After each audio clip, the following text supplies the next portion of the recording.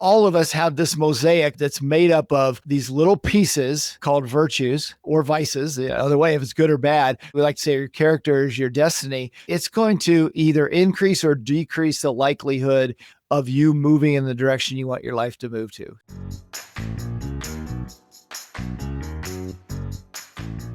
Welcome to another episode of Lead with Culture.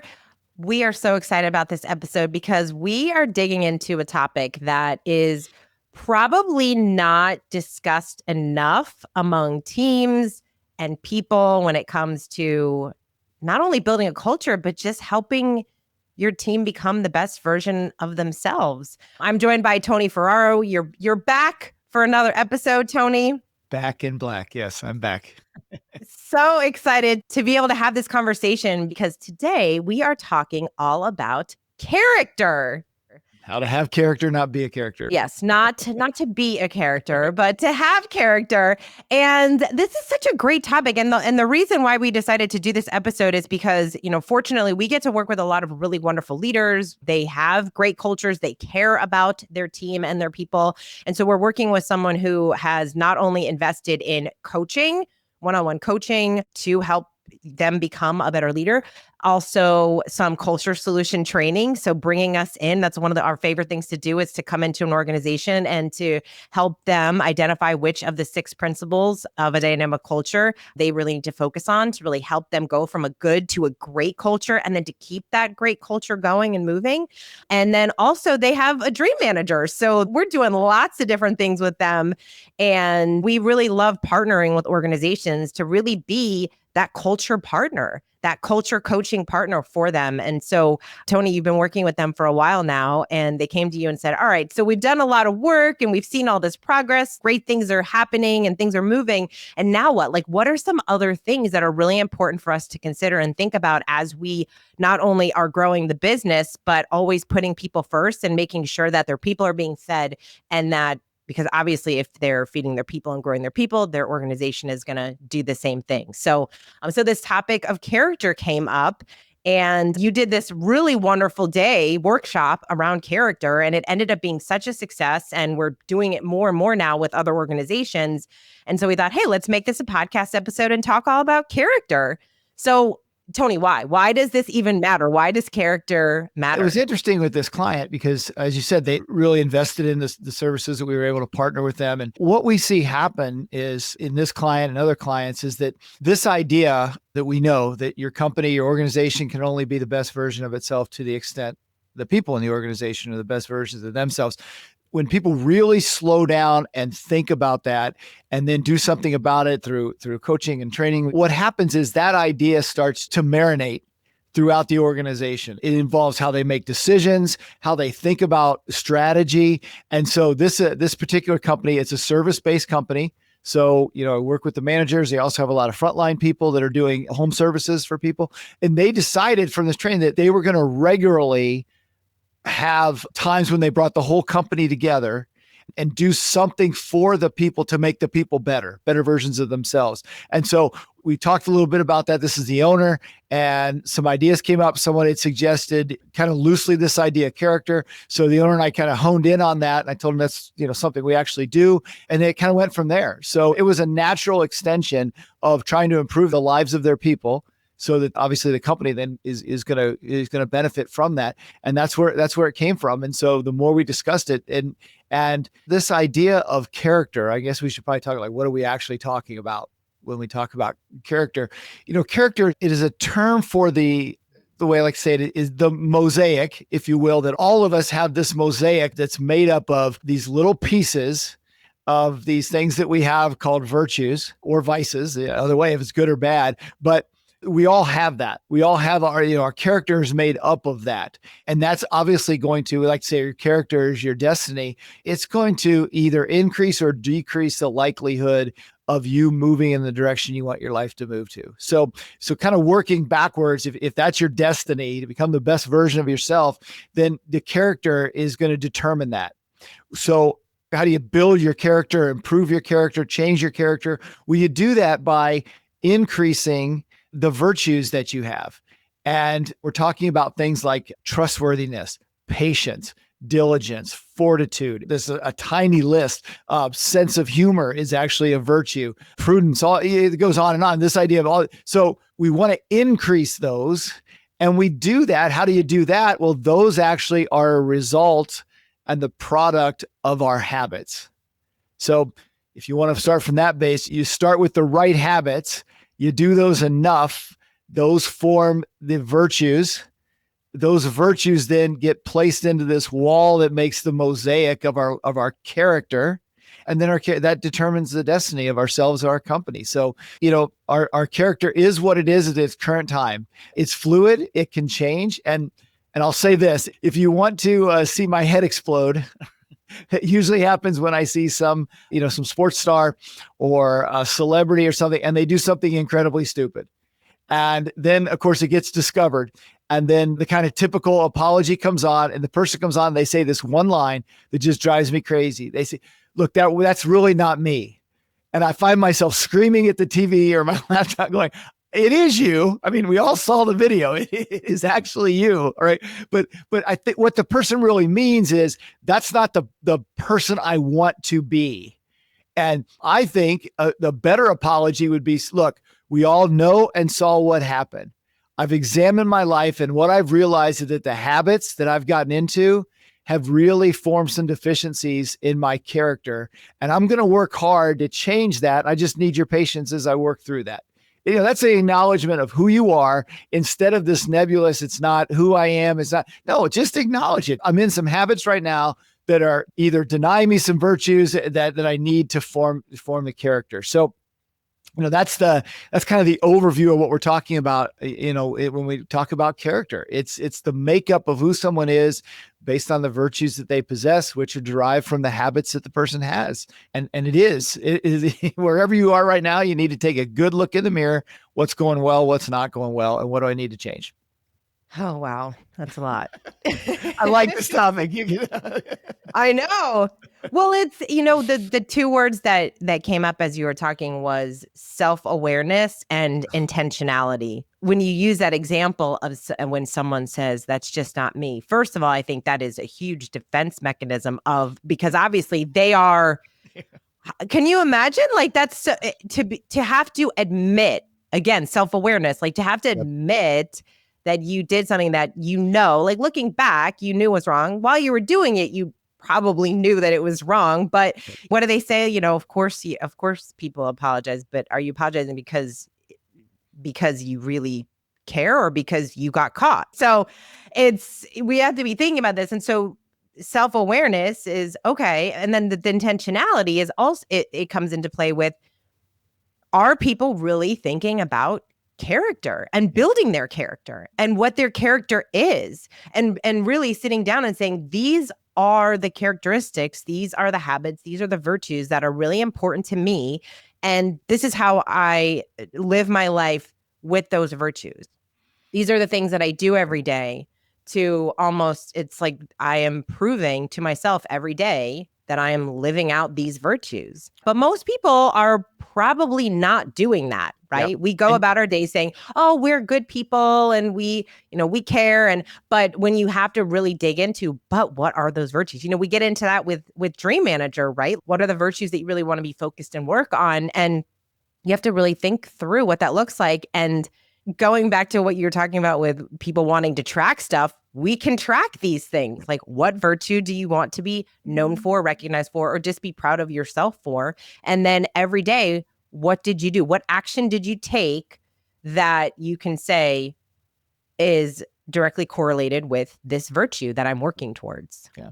And, like for the audience of this podcast, I'm making an assumption here, but most of the folks that listen to this are like, yeah, I get this in my life. And most of them are probably really working hard to build their character. But, take the next step and say, okay, but, I own a company, I'm a manager of a team, or is this really something that belongs in the workplace? I mean, it's got some connotations there of, is this, spiritual in nature? Is this just too personal? Is it too philosophical or fluffy? Well, what we know is that the world loves virtue. And the business world loves virtue, whether it says it or not. And you know that, you just ask some simple questions. Do you want your coworker to be patient or impatient? Do you want your controller to be honest or dishonest? Do you want your service people to be punctual or not really care about time? Do you want people to be strategic that work for you, or people that just can't synthesize things into a plan, or those things? So it obviously it always works better when people have better character, when they possess more virtues, and it's good business sense. Going back to that, somebody that's dishonest working for you is bad for business. Someone who's not patient, if you're in a service business and someone's not patient with a customer, you've lost that customer. So this really does have a business application, and it really did with the client that we're working with. They said, we want to keep making our people better because it's going to make their lives better. But that we know we're a company, we're trying to make a profit here. That's why we're in business. It's going to help our bottom line also. So it's got a real world application, and everybody prefers virtue. Yes. So let's talk about what were some of the responses from the group when you brought up this topic of character. What were some things that maybe surprised you a little bit around the conversations, or were people a little surprised at maybe some about how they were thinking about their own character? Right. No, so we did a couple exercises in some small groups. I mean, one of the things they had to identify a virtue I think there were like groups of 3 in the group that they were in.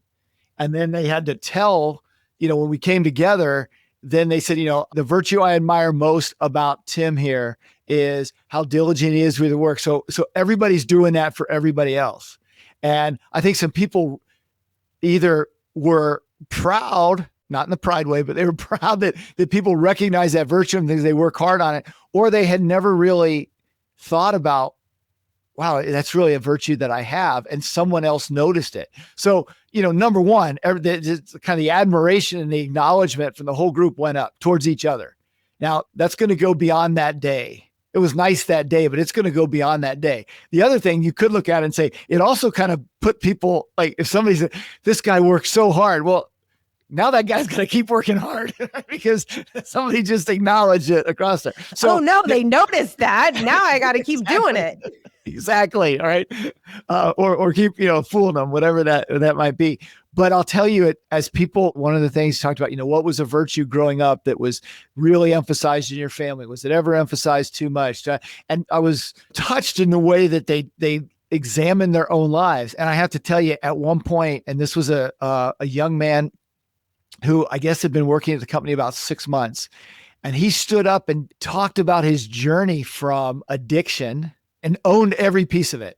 I was this, I acted this way, I was doing this, and then talked about, his turn. And this is the neat part, how them taking a chance on him in his recovery, and how proud he felt and how grateful he was, which is a virtue, to the company. And people are crying and they stood up and cheered for him. It was just amazing. And I don't know if everybody knew his story. I mean, he was comfortable sharing it.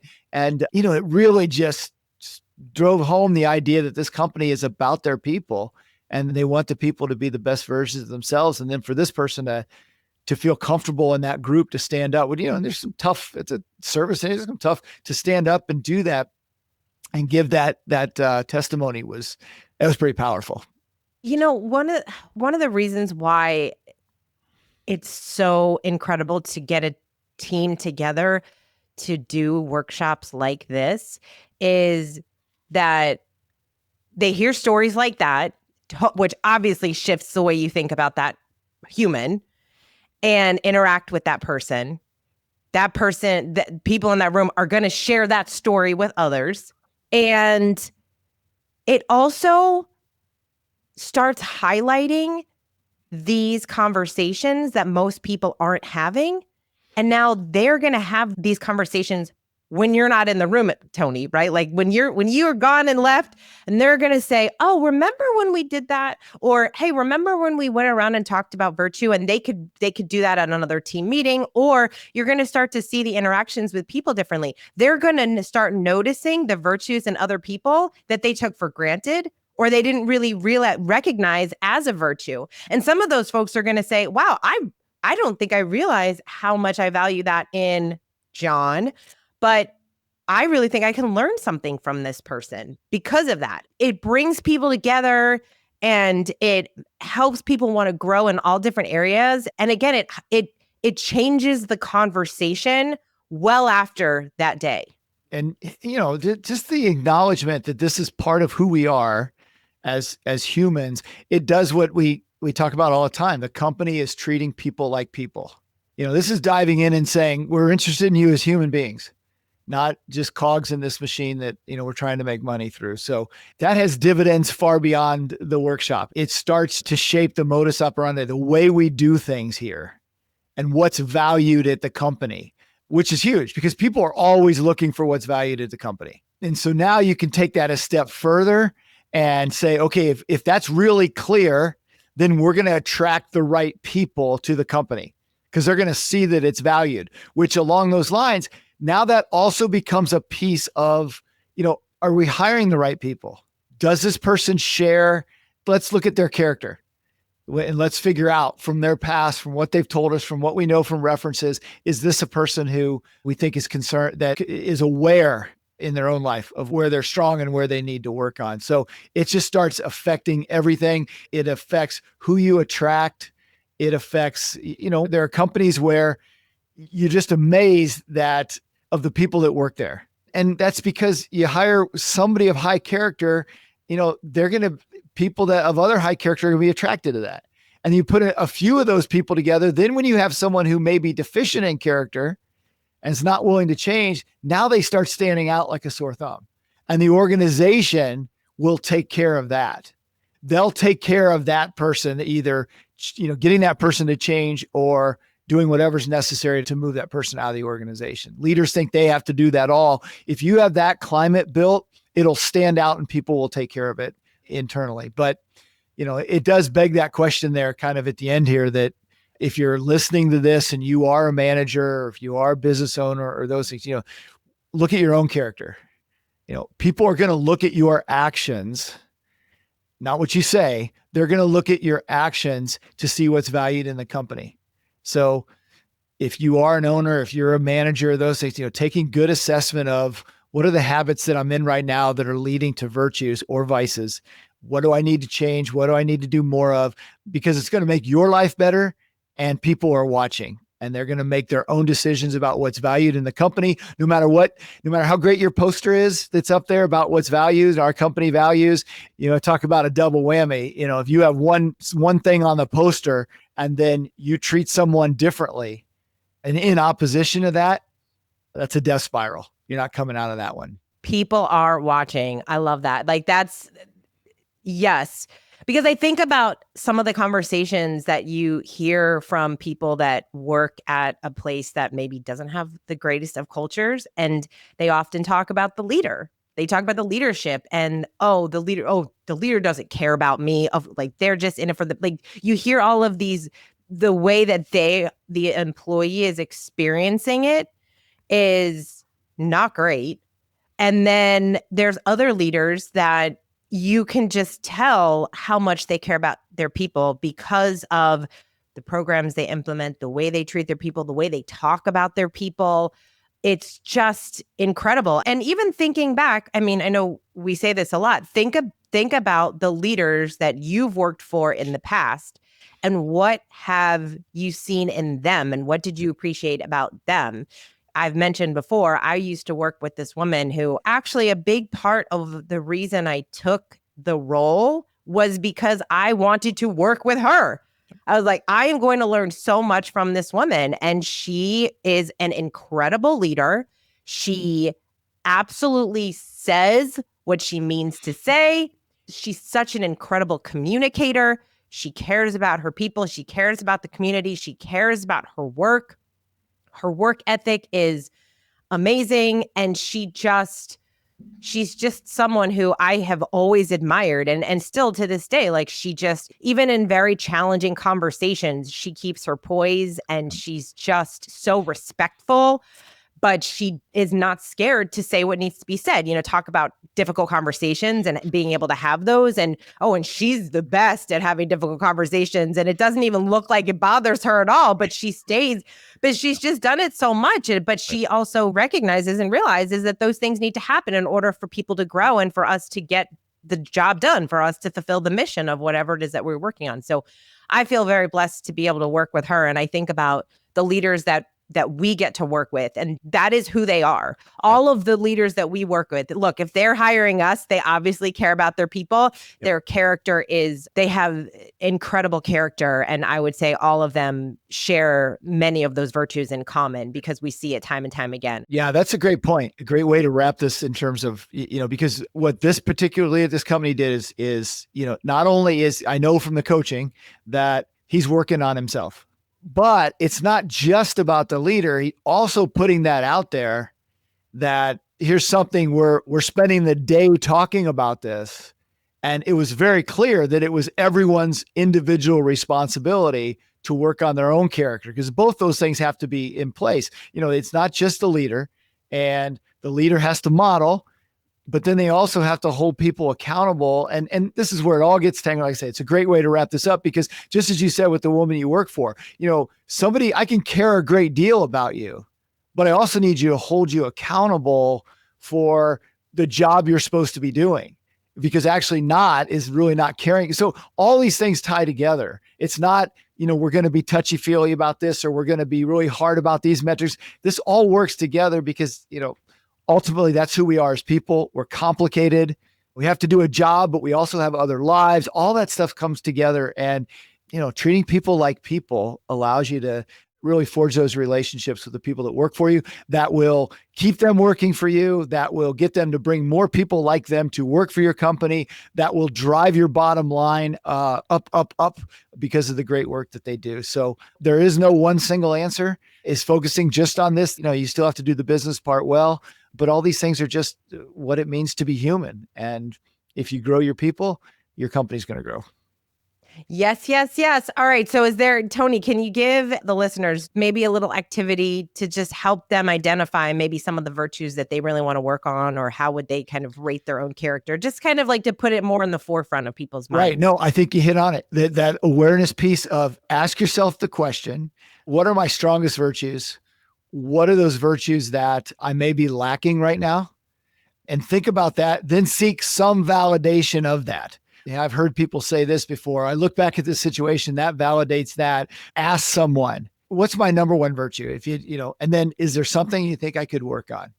Then take that step back and say, okay, what are the habits that I have to build, or what are the habits that I have to grow in to do over and over and over again that'll eventually build this, to build the virtues and make this mosaic of my character, which will ultimately, affect my destiny. So, being aware is really important. So be aware, take a good look at yourself, as unpleasant as it might be at times, but take it easy on yourself. This is who I am right now. I want to be this. This is where I am. This at least gives you a roadmap to get there. And maybe ask the person you don't think you should ask. Maybe push yourself to ask someone who is going to be brutally honest with you. And we can do that exercise right now, Kate. If you'd like, I could give you a little run. We're going to take this offline. We're out of time. And that's a wrap. All right, we got to go. And oh my gosh, Tony. Well, thank you so much. This was so fun. And I know, this is just, it is an interesting topic. And I think it's one to just kind of come back to, every quarter, or just something to focus on, to just make sure that we're always working on these virtues that we might say we care about, but maybe we just need a little refresher. And if anybody is interested, like I said, this is we do some of these little niche workshops too, of that are part of whether it's personality or this one on character. It really is a great way to get your team thinking in a way that maybe they aren't.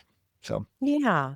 So if you're interested at all, of course, we would love to chat with you about that. We would love to come into your organization and work with you on. We have lots of different things. No matter, hey, you know what? People have people problems. We've got people problems. And so this is what we are here for. We're here to come in and to help you with some of those challenges. So that's what we do. Tony, thank you so much for joining us today.